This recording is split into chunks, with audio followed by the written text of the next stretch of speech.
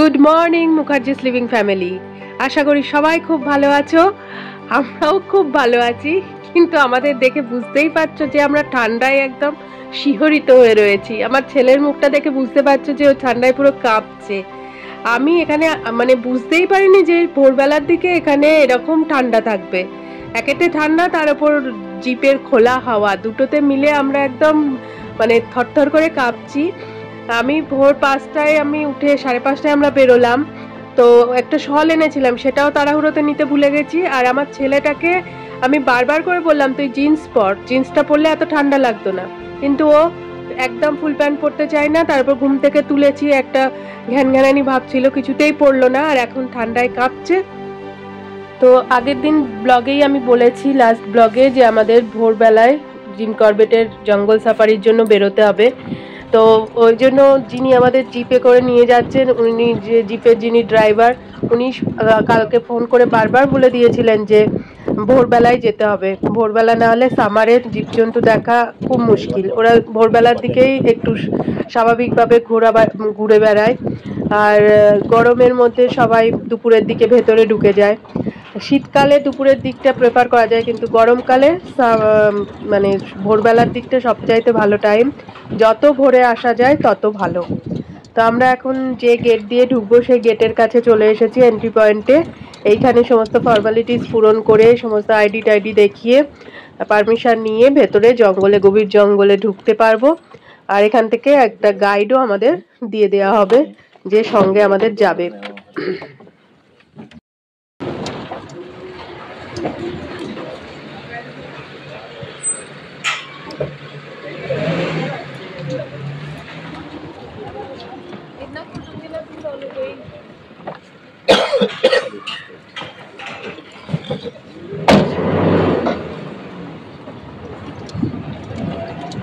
Good morning. Good morning. Welcome to Phato eco tourist zone. मेरा नाम शीतल है, मैं आपकी नेचर गाइड। जंगल सफारी कर रहे हैं आप, कुछ रूल होते हैं, जैसे आपको जिप्सी से नहीं उतरना है किसी भी कंडीशन में, और कुछ भी खाए है पर गार्बेज बैग में रखना ही है, गार्बेज बैग ना, और नो स्मोकिंग। और कोई भी एनिमल दिखे लाउडली ना बोले, धीरे से बोले, और लेफ्ट राइट दोनों ध्यान देना, सब नेचुरल है। कोई भी एनिमल कहीं भी स्पॉट हो सकता है, और जो भी एनिमल स्पॉट होगा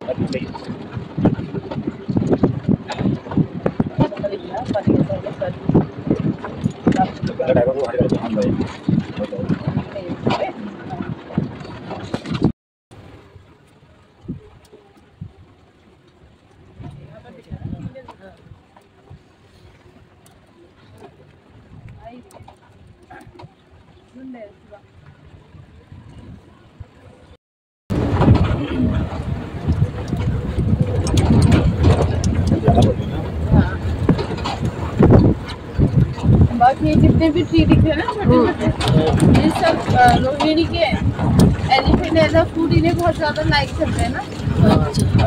इनमें की तासीर बहुत ठंडी होती है।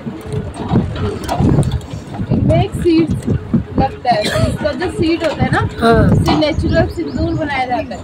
ओह अच्छा अच्छा। हाँ, पहले की महिलाएं इसको यूज करती हैं, इसी की सिंदूर।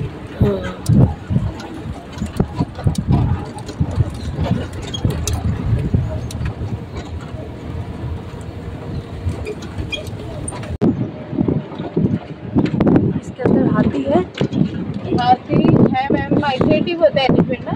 अच्छा, आते रहेगा, चलते रहेगा, 18 घंटे खाएगा और चलेगा, 6 घंटे सोएगा, वो भी खड़े करेगा। अच्छा, इसलिए कभी भी कहीं पे खुल जाता है।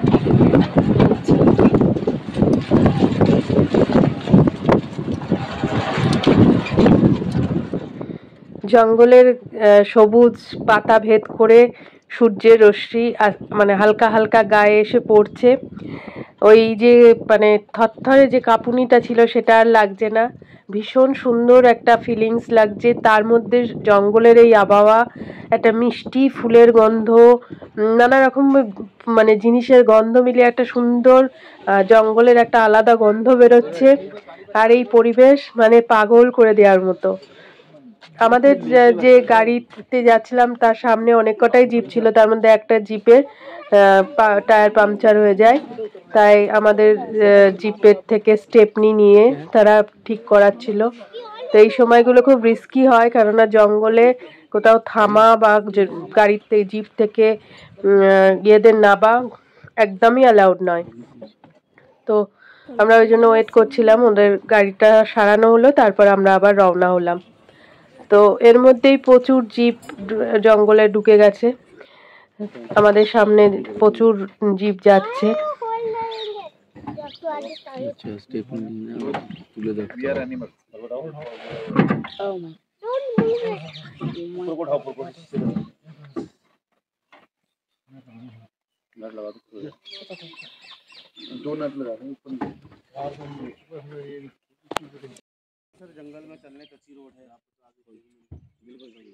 এর মধ্যে ঢোকার সঙ্গে সঙ্গে নীলগাই, একদল নীলগাই, হরিণ, তারপরে বন মুরগি, বন মোরগ, নানা রকমের পাখি, এসব মোটামুটি দেখে ফেলেছি, কিন্তু এখন যার জন্য আসল আশা তাকে দেখা হয়নি। सुबह सुबह गाड़ी रोक दिया, ये देखिए सर कितना बड़ा है। अगर ये कल होते तो इसके ऊपर डस्ट भी पड़ी होती, गाड़ी के टायर भी चढ़े होते। सुबह सुबह जी इसको तो आसपास है ये सर बैठा हुआ ना लास्ट पे, तो गाड़ी रोक दिया। देखो गाड़ी तो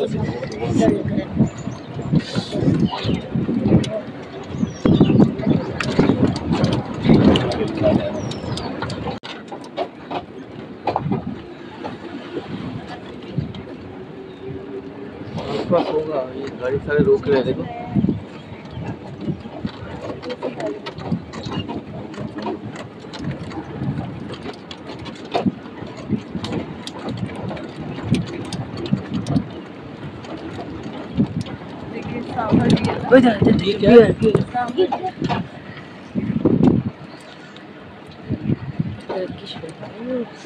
ये पानी पीने आता है नहीं टाइगर से?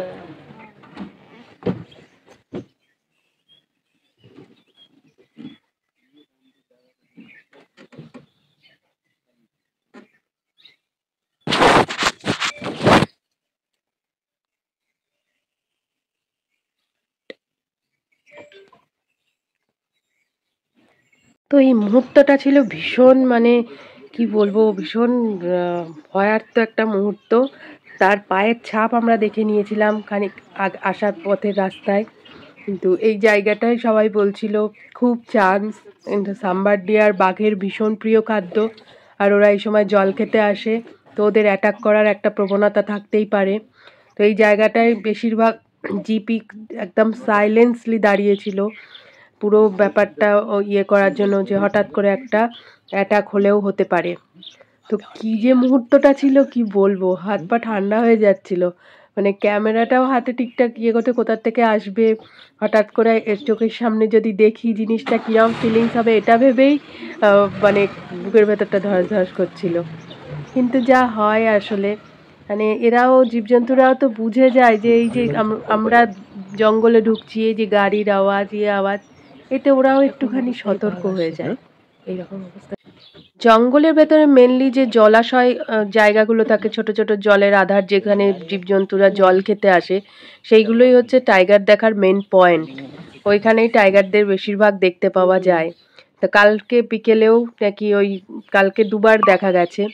এই যে আমাদের সামনে যে জিপটা দাঁড়িয়ে আছে, ওনারা এখানেই জঙ্গলেই স্টে করছেন, ওয়াইল্ড লাইফ ফটোগ্রাফার ওনারা, ওনাদের বিশেষ পারমিশন আছে। ওই একটা জায়গায় ওনারা সকাল থেকে রয়েছেন ভালো ছবি তোলার জন্য, বিশাল বিশাল ক্যামেরা নিয়ে, কি ধৈর্য, একদিকে ক্যামেরা ইয়ে করে বসে আছেন তাক করে, শুধু বাঘের ছবি না, ওনারা জীবজন্তু, ডিয়ার, সবার ছবি নেওয়ার জন্য। তো এই জায়গাটাতেও একটা কল নাকি সকাল থেকে হয়েছিল, তো সেই জন্য সবাই এখানটাও ওয়েট করছিল দেখার জন্য। জঙ্গল যদি অশান্ত হয়, সবাই বললেন, ওনারা মানে বলছেন জঙ্গল অশান্ত হলে বাঘ দেখার চান্স বেশি, কেন বাঘের মুভমেন্ট যত হবে তত জঙ্গল অশান্ত হবে। चांस देखते हैं सर, अभी नहीं रोक सकते ना आप, देखते हैं आप नहीं रोक सकते ना सर। आपने अगर ऑफिसर लगता ना पहले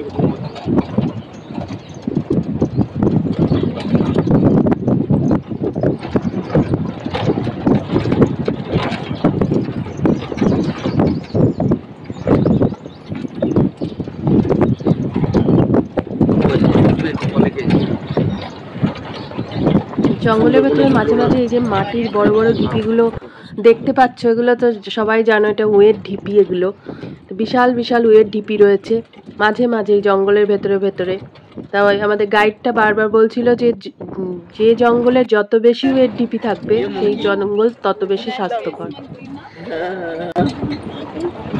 কি সুন্দর।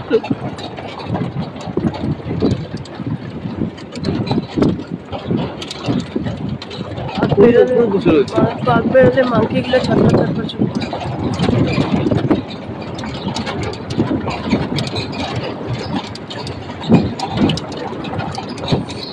ये है यहाँ का गेस्ट हाउस। हाँ, अच्छा। ये हाउस नहीं है ना, तो यार लोग रुकते हैं क्या? जी, तो इसका जो 3 गाड़ियाँ थी ना वो यहीं रुकी हुई।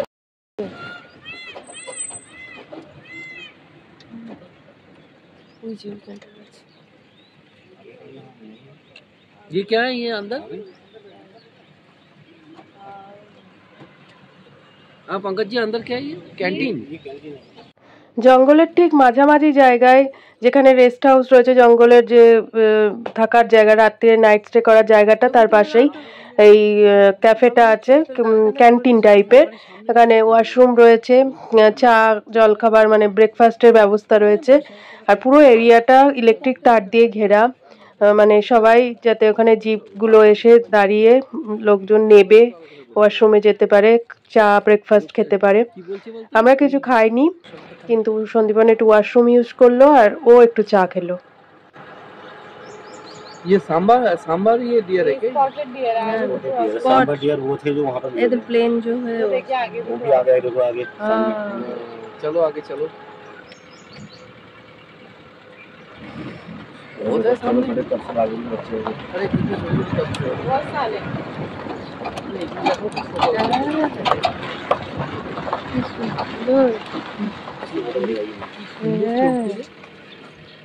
कितनी मासूम, खूब मासूम है। ওরা ওদের কাছেই যাচ্ছে।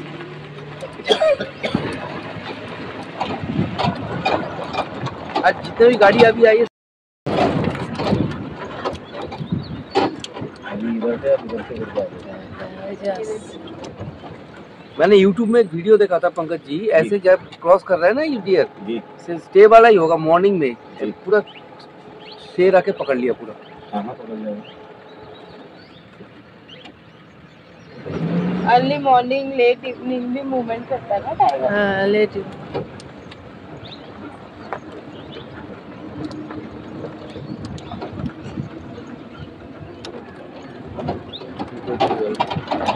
मेरी बहुत डाल लगी सर ना। अच्छा चैनल पे আমরা আবার পুরো ঘুরে টুরে ওয়াইল্ড লাইফ ফটোগ্রাফাররা যেখানে দাঁড়িয়েছিল সেখানে আবার চলে এসেছি। সেখানে নাকি আর একবার কল হয়েছিল, ওনারা তো ওখানেই বসে আছেন। তাই সেখানে এসে টাইগার দেখতে না পেলেও টাইগার আসার একটা পরিস্থিতি তৈরি হয়েছিল, কেননা পুরো হরিণের দল জল খেতে এসেছিল। দেখতেই পাচ্ছ, মানে অসংখ্য হরিণ। আর তাদের ওই ছটপটানি, দৌড়ে পালানো এইসবের মধ্যে একটা টাইগার আসার তৈরি হয়েছিল। আমরা তো বুক বেঁধে আশায় বসেছিলাম, কিন্তু যাই হোক হয়ে উঠলো না, ভাগ্যে আমাদের নেই দেখা। শুধু আমাদের কেন, যে কটা জিপ ঢুকেছিল সেই মুহূর্তে সেদিনকে কারুরই ভাগ্যে জোটেনি। তো হরিণগুলো দেখতে পেয়েও, মানে ওদের এই যে লাইফটা, এই জল খাচ্ছে গেছে, এটা দেখতে পাওয়াটাও বিশাল। এই যে স্বাধীনভাবে ওরা জঙ্গলে রয়েছে, কি অপূর্ব।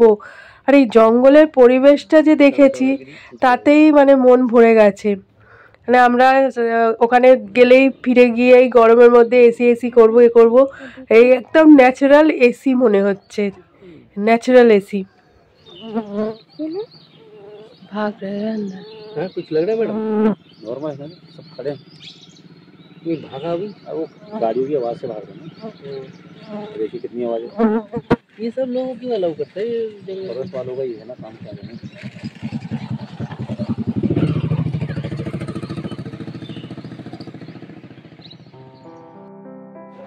আর কি, যাকে দেখতে এসেছিলাম তার দেখা তো পেলাম না, কিন্তু এতটুকু মন খারাপ হয়নি। এই যে সবুজ আর এই যে বুক ভরা অক্সিজেনটা নিলাম, তাতে যেন শরীর মন হয়ে পুরো তৃপ্ত হয়ে গেছে। আমার ওইটুকুনি বাচ্চা ছেলে, সে জঙ্গল ছেড়ে বেরোতে চাইছে না, সে বলছে আমি এখানেই থাকবো। সত্যিকারের কথা বলতে কোনো অসুস্থ মানুষকে যদি 2-3 দিন এনে এই জঙ্গলের ভেতরে স্টে করে রাখা যায়, সে একদম সুস্থ হয়ে যাবে। এই পরিবেশ, এইরকম কোনো জঙ্গল, এরকম মানে সবুজ চারধারটা, আর এরকম একটা ঠান্ডার আবেশ, সত্যি জীবজন্তুরা যে কত লাকি হয় সেটা মানে বোঝা যায়। তারা যে কত সুন্দর পরিবেশে থাকে, কিন্তু ভয় লাগে। মানুষের লোভ, মানুষের আকাঙ্ক্ষা যে হারে বাড়ছে, তাতে এইসব জিনিসগুলো, ন্যাচারাল জিনিসগুলো যে কতদিন আমরা ধরে রাখতে পারবো, সেটাই হচ্ছে কথা। মন প্রাণ ভরে অক্সিজেন নিয়ে আর এই সবুজের রেশটাকে চোখের মধ্যে নিয়ে আমরা বেরিয়ে যাচ্ছি জঙ্গল থেকে। মনটা ভীষণ খারাপ করছে, আমাদের গাড়িতেও একটু প্রবলেম এসেছে, তো বেরিয়ে যাচ্ছি। ব্লগটা এখানেই শেষ করছি, জঙ্গল সাফারির এই ব্লগটা। আশা করি তোমাদের ভালো লাগবে। যদিও এখন এইসব ধরনের ব্লগ কেউ দেখে না, ভালো জিনিস দেখার লোকের খুব অভাব। যারা দেখছো, যাদের ভালো লাগবে, তারা প্লিজ লাইক কমেন্ট করতে ভুলো না, বলো কেমন হয়েছে ব্লগটা। আর যারা আমার ব্লগ দেখতে চাও, ফ্যামিলির সদস্য হতে চাও, প্লিজ চ্যানেলটা সাবস্ক্রাইব করে দিও। আবার দেখা হচ্ছে পরের ব্লগে।